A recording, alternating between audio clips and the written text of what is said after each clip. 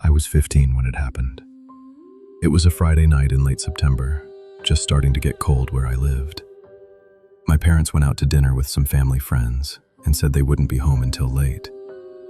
I had the house to myself, so I invited over my neighbor and best friend, Chris.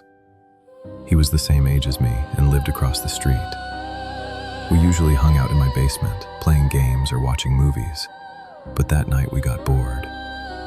At some point, Chris suggested playing hide and seek. It sounded dumb at first, but we'd played it before with a group, and it had been fun. The house was small, but it had a lot of places to hide, especially in the dark. We turned off most of the lights to make it scarier.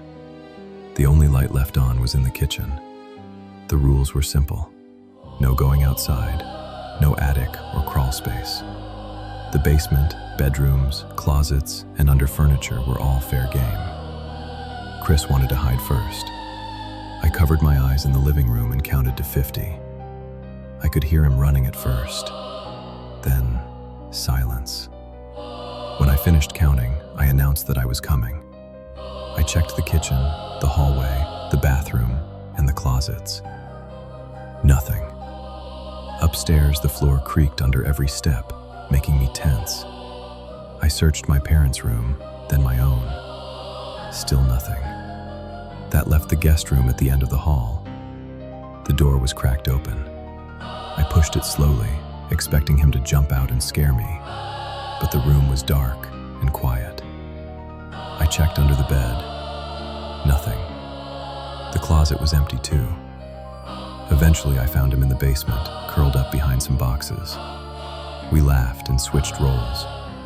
This time, I hid under the guest bed, pulling the bed skirt down to cover myself. I lay there in the dark, heart racing, listening to his footsteps as he searched the house. He came into the guest room. He stopped near the bed. I held my breath. Then, silence. I expected him to yank the bed skirt up, but instead, he walked out. After a few minutes, I crawled out and went downstairs.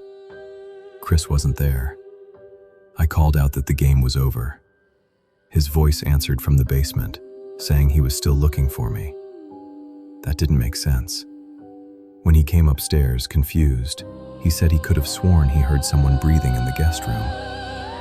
We played another round, but something felt wrong. Later, while sitting on the couch with the TV on, we heard a loud thud upstairs. Then footsteps. Slow footsteps, moving down the hallway. We grabbed a fireplace poker and crept upstairs.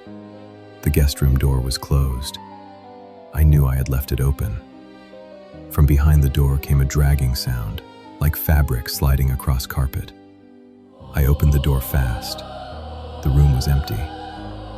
Then we heard the front door open and close downstairs. We ran.